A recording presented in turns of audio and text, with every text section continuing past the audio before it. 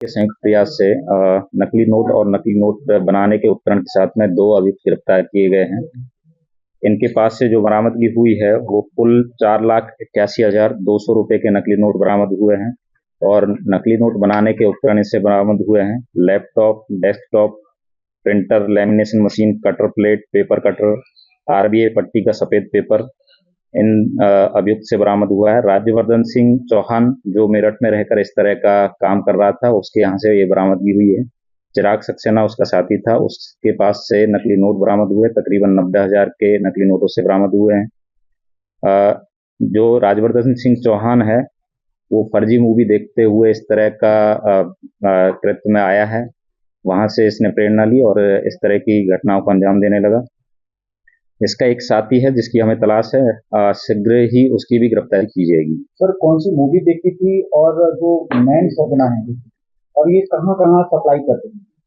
फर्जी एक TV series है, उसके जरिए ये प्रेरित हुआ है, जैसा इसने अपने बयान में बताया है।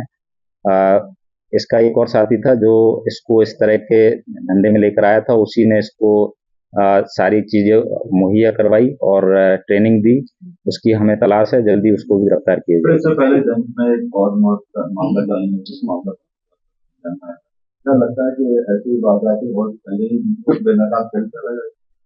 ये उसी विवेचना में ये प्रकाश में आए अभियुक्त हैं। 1 अप्रैल 2026 को एक मुकदमा पंजीकृत किया गया था जिसमें 2 अभियुक्तों से तकरीबन 20 नोट बरामद हुए थे जो फर्जी थे। फिर उसमें टीमें गठित की गई। थानागंज पुलिस और एसओजी के सघन प्रयासों से हम और टेक्निकल सर्विलांस के जरिए इन तक पहुंचने में कामयाब रहे। ये इस तरह का प्रयास करते थे कि पहले इंस्टाग्राम पर एक मैसेज डालते थे जिससे जो इनका क्लाइंट होता था उससे संपर्क करते थे और उसको कुरियर के जरिए नकली नोट बेचते थे और उसको बाजार में खपाते थे। उससे असली रुपए कुछ कम दाम के लिए जाते थे। कितना रकम बरामद हुआ? तकरीबन 4,88,000 के नकली नोट बरामद हुए। कैसे बरामद करने के बाद? नकली नोट बनाने से संबंधित सारे उपकरण इनके पास में मिले हैं, जिसमें आपको जिक्र किया था कि laptop, desktop, printer, lamination machine, cutter plate, paper cutter, RBI पट्टी का सफेद पेपर, ये सारे इनसे बरामद हुए हैं। आपके जिले में आमद के बाद बड़ी ताबड़तोड़ छापेमारी हुई, कार्रवाई हुई, क्या इससे पहले पुलिस जो की हो रही थी तो उसको जगाने के लिए आपने किया? पहले भी प्रयास किए जा रहे थे, अब गंभीरता से प्रयास किए जा रहे हैं। आगे भी हमारी टीमें लगातार इसमें प्रयासरत रहेगी और ये इस तरह के सिंडिकेट में जो भी लिप्त है उनको कठोर संदेश दे रहे हैं कि यदि भविष्य में रामपुर के अंदर इस तरह की घटनाओं को अंजाम देने का प्रयास करेंगे उसमें कठोरता से कार्रवाई की जाएगी। तो नकली करेंसी मामले में अब तक कुल कितनी गिरफ्तारी हो गई है और अभी कितने बाकी? अब तक 4 गिरफ्तारी हो चुकी है।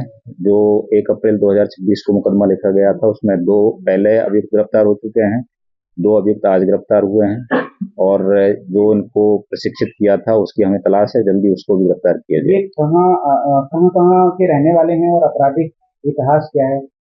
राजवर्धन सिंह चौहान ये इटावा का रहने वाला है, दूसरा इसका साथी चिराग सक्सेना ये भी इटावा का रहने वाला है। राजवर्धन सिंह चौहान मेरठ में रहते हुए इस घटना को अंजाम दे रहा था। एक 11,000 रुपए के किराए पर रहते हुए एक फ्लैट में इस तरह के उपकरण सजाकर वहां पर फर्जी नोट छापने का ये काम कर रहा था।